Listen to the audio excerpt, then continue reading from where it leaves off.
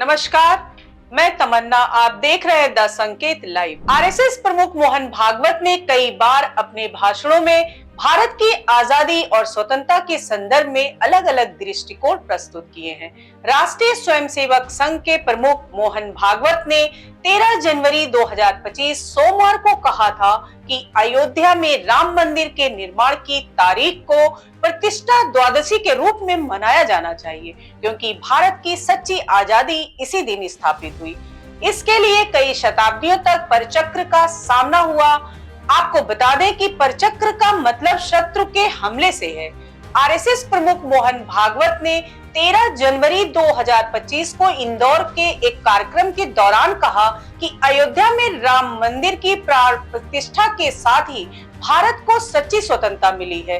कांग्रेस सांसद और नेता प्रतिपक्ष राहुल गांधी ने कहा, मोहन भागवत कह रहे हैं कि 1947 में भारत को सच्ची आजादी नहीं मिली थी। मोहन भागवत का यह कमेंट हमारे स्वतंत्रता सेनानियों के साथ साथ हर एक भारतीय नागरिक का अपमान है। भागवत का कमेंट हमारे संविधान पर हमला है। राहुल गांधी ने कांग्रेस के नए मुख्यालय के उद्घाटन कार्यक्रम में कहा, मोहन भागवत हर 2-3 दिन में अपने बयानों से देश को यह बताते रहते हैं कि वह स्वतंत्रता आंदोलन और संविधान के बारे में क्या सोचते हैं। उन्होंने हाल ही में जो कहा वह देशद्रोह है, क्योंकि उनके बयान का मतलब है कि संविधान का कोई औचित्य नहीं है। राहुल ने कहा कि भागवत के हिसाब से अंग्रेजों के खिलाफ आजादी की लड़ाई का कोई महत्व ही नहीं है। मोहन भागवत अगर किसी और देश में ऐसे बयान देते तो गिरफ्तार हो जाते, उनके खिलाफ केस भी चलाया जाता। दरअसल भागवत ने कहा था कि अयोध्या में रामलला की प्राण प्रतिष्ठा की तिथि प्रतिष्ठा द्वादशी के रूप में मनाई जानी चाहिए, क्योंकि अनेक सदियों से दुश्मनों का आक्रमण झेलने वाले देश को सच्ची स्वतंत्रता इसी दिन मिली थी। राहुल गांधी ने कहा, हमारी विचारधारा कल सामने नहीं आई। हमारी विचारधारा हजारों साल पुरानी है या हजारों साल से राष्ट्रीय स्वयंसेवक संघ की विचारधारा से लड़ रही है। हमारे अपने प्रतीक हैं, हमारे पास शिव है, हमारे पास गुरु नानक है, हमारे पास कबीर हैं, हमारे पास महात्मा गांधी भी हैं। ये सभी हमारे यानी देश को सही रास्ता दिखाते हैं। क्या गुरु नानक संघ की विचारधारा है? क्या बुद्ध संघ की विचारधारा है? क्या भगवान कृष्ण संघ की विचारधारा है? इनमें से कोई नहीं। इनमें से सभी ने लोगों की समानता और भाईचारे के लिए लड़ाई लड़ी। We are getting new headquarters at a very particular time. I think it's quite symbolic that yesterday the chief of the RSS said that India never achieved independence in 1947. He said that true independence in India was achieved when the Ram Mandir was built. He says that the constitution was not the symbol of our freedom. Mohan Bhagwat has the audacity to inform the nation every 2 or 3 days what he thinks about the independent movement, what he thinks about the constitution. In fact, what he has said yesterday is treason, because it is stating that the constitution is invalid, it is stating that everything, the fight against the British was invalid, and he has the audacity to say this publicly. In any other country, he would be arrested and tried.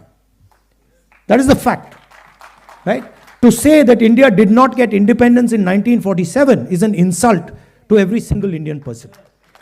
And it's about time we stop listening to this nonsense that these people think they can just keep parroting out and shouting and screaming. Lok Sabha के नेता प्रतिपक्ष ने चुनाव आयोग पर भी सवालिया निशान उठाए। उन्होंने कहा कि देश के चुनावी सिस्टम में एक गंभीर समस्या है। राहुल ने कहा कि पार्टी ने महाराष्ट्र में वोटरों की संख्या अचानक बढ़ने पर चुनाव आयोग से जानकारी मांगी थी, लेकिन उन्होंने देने से मना कर दिया। राहुल ने कहा, इससे कौन सा उद्देश्य पूरा होने वाला है? क्या इससे चुनाव आयोग को कोई नुकसान होगा? वह हमें लिस्ट क्यों नहीं दे रहे हैं? या इलेक्शन कमीशन की जिम्मेदारी है कि चुनाव में पारदर्शिता बनी रहे। वहीं कांग्रेस अध्यक्ष मल्लिकार्जुन खड़गे ने कहा कि मोहन भागवत यदि इसी तरह बयान देते रहे तो देश में उनका घूमना फिरना मुश्किल हो जाएगा। खड़गे ने कहा कि आरएसएस और भाजपा के लोगों को 1947 में मिली आजादी याद नहीं है, क्योंकि उनके वैचारिक पूर्वजों का स्वतंत्रता आंदोलन में कोई योगदान नहीं है। उन्होंने आरएसएस और भाजपा का उल्लेख करते हुए कहा, आजादी के लिए वो कभी लड़े नहीं, कभी जेल नहीं गए, इसलिए उन्हें आजादी के बारे में कुछ भी याद नहीं है।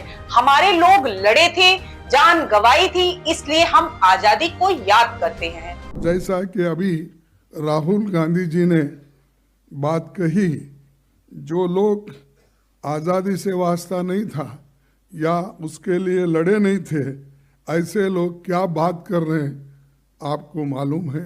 आज ही मैं पेपर में पढ़ा कि जो आरएसएस के मुख्य है भागवत, उन्होंने अपना मुंह खोला और ये कहा कि रियल आज़ादी मिली जब राम मंदिर बना और उसका उद्घाटन किया।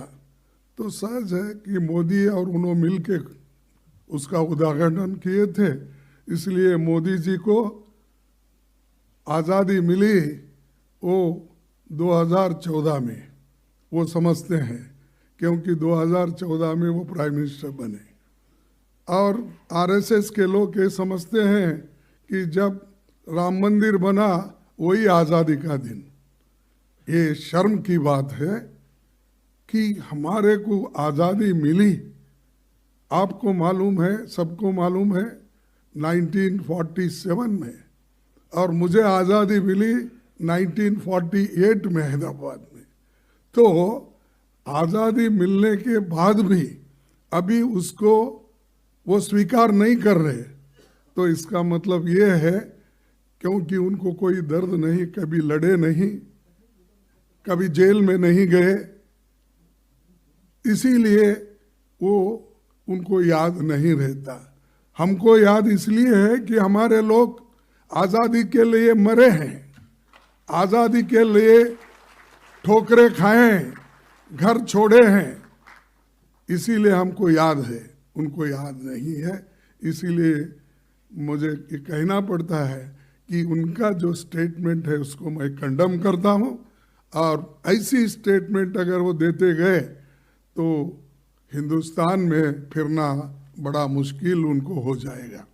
खड़गे ने कहा कि भागवत के बयान की मैं निंदा करता हूं और वह अगर ऐसे ही बयान देते रहे तो हिंदुस्तान में उनका घूमना फिरना बड़ा मुश्किल हो जाएगा। आज के लिए बस इतना ही, धन्यवाद।